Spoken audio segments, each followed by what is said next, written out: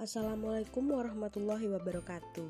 Perkenalkan, saya Merisa Febrianti dari Program Studi Pendidikan Bahasa dan Sastra Indonesia, Fakultas Keguruan dan Ilmu Pendidikan Universitas Jember. Di sini saya akan memaparkan bagaimana hasil kerja saya mengenai analisis kesalahan berbahasa pada tataran wacana dalam teks pidato pemerintahan. Pemaparan ini bertujuan untuk memenuhi tugas akhir mata kuliah analisis kesalahan berbahasa. Simak terus videonya ya.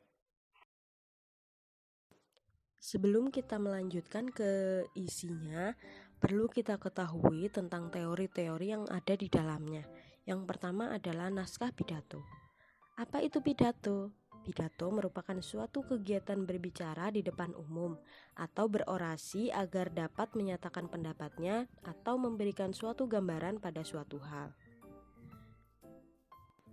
Selanjutnya adalah pengertian dari kesalahan berbahasa.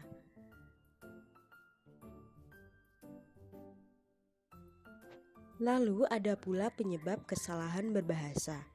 Kesalahan berbahasa secara umum disebabkan karena faktor kompetensi. Kesalahan yang disebabkan faktor kompetensi adalah kesalahan yang disebabkan seseorang yang belum memahami sistem linguistik berbahasa yang digunakannya. Kesalahan berbahasa juga akan sering terjadi apabila pemahaman seseorang tentang sistem bahasa yang kurang. Selain itu, juga terdapat 3 penyebab kesalahan seseorang dalam menggunakan bahasa. Antara lain yang pertama adalah 1. Terpengaruh oleh bahasa yang lebih dahulu dikuasainya. 2. Kekurangpahaman pemakai bahasa terhadap pemakaian bahasa yang dipakainya.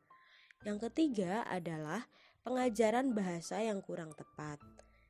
Itu merupakan penyebab-penyebab dari kesalahan berbahasa. Yang berikutnya adalah pengertian kesalahan berbahasa pada tataran wacana. Wacana adalah satuan bahasa yang lengkap, sehingga dalam hierarki gramatikal merupakan satuan gramatikal tertinggi atau terbesar. Kesalahan berbahasa wacana adalah penggunaan bahasa baik secara lisan maupun tertulis yang menyimpang dari faktor-faktor penentu berkomunikasi atau menyimpang dari norma kemasyarakatan dan menyimpang dari kaidah tata bahasa Indonesia khususnya pada tataran wacana. Itulah pengertian dari kesalahan berbahasa tataran wacana.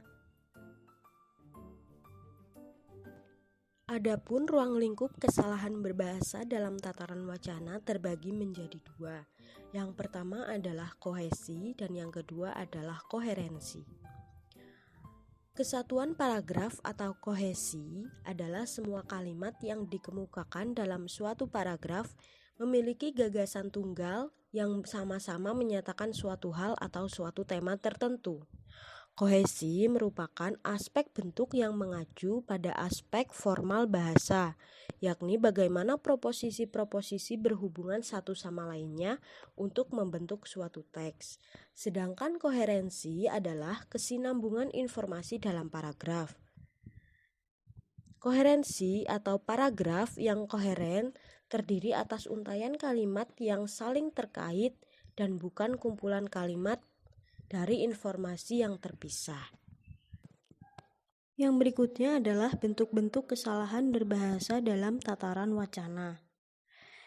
Bentuk-bentuk kesalahan ini terbagi menjadi 8. Yang pertama adalah syarat-syarat paragraf yang tidak dipenuhi.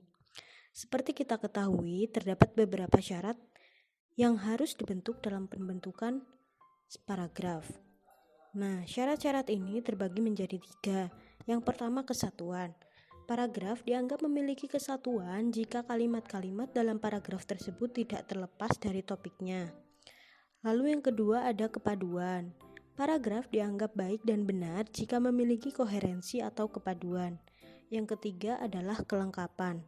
Paragraf dianggap lengkap jika di dalamnya berisi kalimat-kalimat penjelas dapat menunjang gagasan pokok. Bentuk yang kedua adalah struktur sebuah paragraf. Struktur paragraf merupakan hal yang penting dan harus diperhatikan dalam penulisan sebuah wacana atau paragraf. Struktur paragraf terbagi menjadi dua, yaitu kalimat utama dan kalimat penjelas. Kalimat utama merupakan kalimat yang menjadi topik pembahasan dari sebuah paragraf. Kalimat penjelas merupakan kalimat yang memperjelas mendukung kalimat utama pada sebuah paragraf. Bentuk yang ketiga adalah penggabungan paragraf. Paragraf yang baik adalah paragraf yang informasinya mudah dipahami oleh pembaca. Penggabungan paragraf ini terbagi menjadi dua. Yang pertama, kohesi. Kohesi merupakan istilah yang mengandung arti kesatuan paragraf.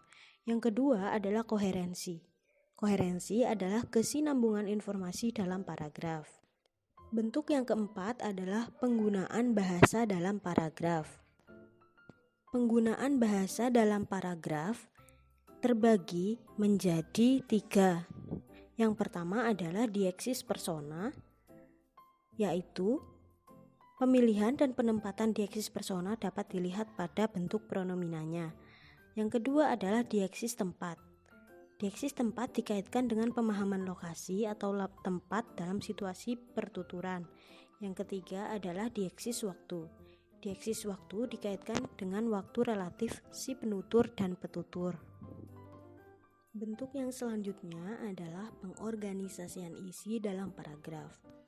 Pengorganisasian isi dalam paragraf dapat menggunakan dua cara, yaitu deduksi dan induksi. Deduksi adalah cara penyampaian ide pokok yang terletak di awal kalimat. Sedangkan induksi adalah cara menjelaskan fakta-fakta atau kalimat penjelas, kemudian menyampaikan gagasan utamanya di kalimat akhir. Bentuk yang berikutnya adalah pemilihan topik paragraf yang tidak tepat. Topik memiliki peranan atau fungsi dalam sebuah tulisan. Fungsi utamanya adalah sebagai landasan yang dapat digunakan oleh para penulis untuk menyampaikan pikiran, maksud, dan idenya dalam sebuah tulisan. Topik juga memiliki peranan yang penting dalam penulisan paragraf maupun wacana. Pemilihan topik yang tepat di setiap paragraf dalam sebuah wacana dapat membuat wacana tersebut memiliki kohesi dan koherensi yang baik. Bentuk yang berikutnya adalah ketidakcermatan dalam perujukan. Rujukan adalah salah satu materi dalam bahasa Indonesia yang mana kita harus mengerti rujukan dan bagaimana cara penyusunan maupun penulisannya.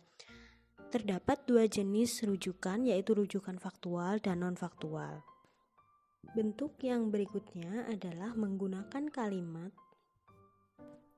dalam paragraf yang tidak selesai. Di dalam wacana, tidak jarang terdapat paragraf yang rancu atau sulit dipahami. Salah satunya disebabkan oleh penggunaan kalimat dalam paragraf yang tidak selesai, khususnya dalam tataran wacana eksposisi.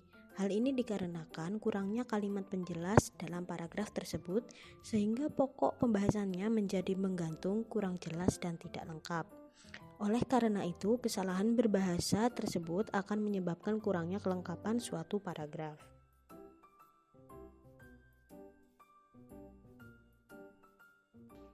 Berikut ini, mari kita simak hasil dari analisis kesalahan berbahasa tataran wacana. Yang pertama ada syarat paragraf yang tidak dipenuhi. Dapat kita lihat bahwa kelima gambar tersebut merupakan kesalahan berbahasa, khususnya syarat-syarat paragraf yang tidak dipenuhi. Contoh, pada gambar pertama termasuk kesalahan berbahasa, khususnya kesatuan dan kepaduan paragraf. Disebut kesalahan berbahasa karena dalam paragraf tersebut hanya terdapat satu kalimat penjelas saja, sehingga mengurangi nilai kesatuan dan kepaduan paragraf. Paragraf dalam data tersebut akan lebih sempurna apabila dilengkapi kalimat penjelas yang utuh dan dapat memaparkan informasi dari kalimat utama. Contohnya, bisa membahas tentang bagaimana suntik vaksin kedua yang dilakukan. Disebut kesalahan berbahasa karena kalimat penjelas dalam paragraf tersebut kurang padu dengan kalimat utamanya. Kalimat utamanya membahas tentang pentingnya pendidikan, sedangkan kalimat kedua sebagai kalimat penjelas membahas tentang bagaimana biaya pendidikan yang mahal. Pembenaran hasil analisisnya adalah baiknya dalam paragraf tersebut mengandung satu kalimat utama yang dijelaskan atau ditunjang oleh beberapa kalimat penjelas, sehingga menghasilkan paragraf yang utuh dan baik. Begitu juga dengan gambar nomor 3, 4, dan juga 5. Yang kedua adalah analisis struktur sebuah paragraf. Dapat kita lihat pula bahwa 4 gambar paragraf tersebut merupakan sebuah kesalahan berbahasa khususnya pada struktur sebuah paragraf. Dapat kita lihat juga contohnya pada gambar nomor 1. Gambar nomor 1 tersebut merupakan suatu kesalahan berbahasa struktur sebuah paragraf khususnya kalimat penjelas. Paragraf yang dibentuk dalam data tersebut tidak memiliki kalimat penjelas. Paragraf tersebut hanya mengandung kalimat utama saja, sedangkan sebuah paragraf yang baik dan benar adalah memiliki unsur kalimat utama dan kalimat penjelas. Karena kalimat penjelas berguna untuk memaparkan atau menunjang kalimat utama, sehingga menghasilkan informasi yang jelas. Begitu pula dengan gambar nomor 2 dan 3. Lalu ada juga gambar nomor 4, termasuk kesalahan berbahasa yang terletak pada kalimat utamanya. Pada paragraf tersebut tidak terdapat kalimat utama, hanya terdapat kalimat penjelas saja. Hal tersebut menimbulkan kerancuan atau kesulitan pendengar dan juga pembaca dalam memahami informasi dalam sebuah paragraf.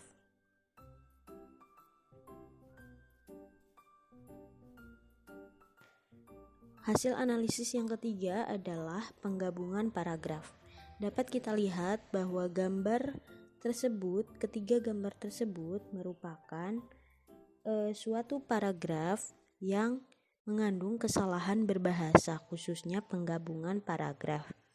Dalam ketiga gambar tersebut memiliki kesalahan berbahasa yang sama, yaitu kohesi dalam paragraf. Kohesi adalah kesatuan antar kalimat dalam paragraf sehingga menghasilkan paragraf yang utuh. Contohnya itu yang terdapat pada gambar 1. Gambar 1, kohesi dalam paragrafnya kurang sempurna karena kalimat penjelas dominan memaparkan salah satu dari kedua penyebab kenakalan remaja yang diangkat dalam satu kalimat utama. Nah, sebaiknya untuk menghasilkan paragraf yang utuh, kalimat penjelas sama-sama menjelaskan apa saja poin-poin yang terdapat dalam kalimat utama. Misalnya, dalam paragraf tersebut sama-sama memaparkan penyebab kenakalan remaja dari dua sudut pandang yang diambil oleh kalimat utama. Akhirnya nanti akan menghasilkan paragraf yang memenuhi unsur kohesi, juga akan memenuhi unsur koherensi. Begitu pula dengan gambar paragraf nomor 1 dan gambar paragraf nomor 3.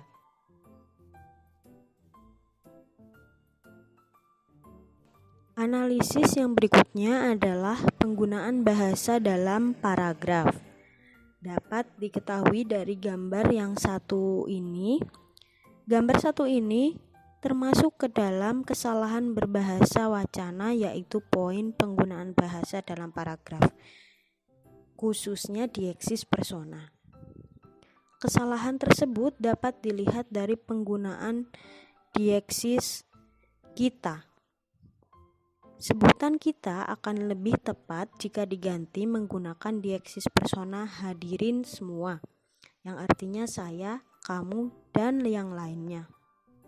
Hal ini akan memudahkan pendengar atau pembaca dalam memahami informasi yang disampaikan.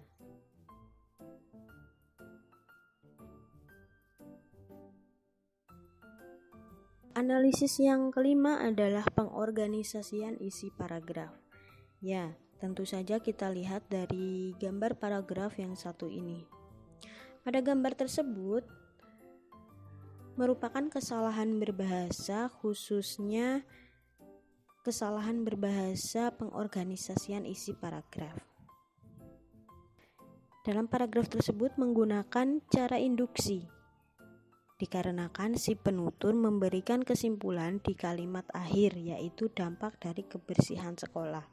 Kalimat penjelas diletakkan di awal paragraf sebagai penjelas, yaitu tentang bagaimana mengawali menjaga kebersihan sekolah dari kalimat utama yang diletakkan di akhir paragraf, yaitu dampak dari kebersihan sekolah. Dan yang terakhir adalah pemilihan topik paragraf yang tidak tepat. Pada gambar di atas, termasuk kesalahan berbahasa wacana, yaitu pemilihan topik yang tidak tepat. Ketidaktepatan itu dapat dilihat dari kalimat utama yang membahas tentang demokrasi. Kalimat utama tidak tepat karena dapat diketahui kalimat penjelasnya membahas permasalahan yang berbeda dengan kalimat utama. Hal ini menimbulkan kerancuan pendengar atau pembaca dalam memahami informasi yang disajikan. Mungkin itu saja pemaparan dari saya mengenai hasil penemuan pada analisis kesalahan berbahasa tataran wacana dalam teks atau naskah pidato pemerintahan.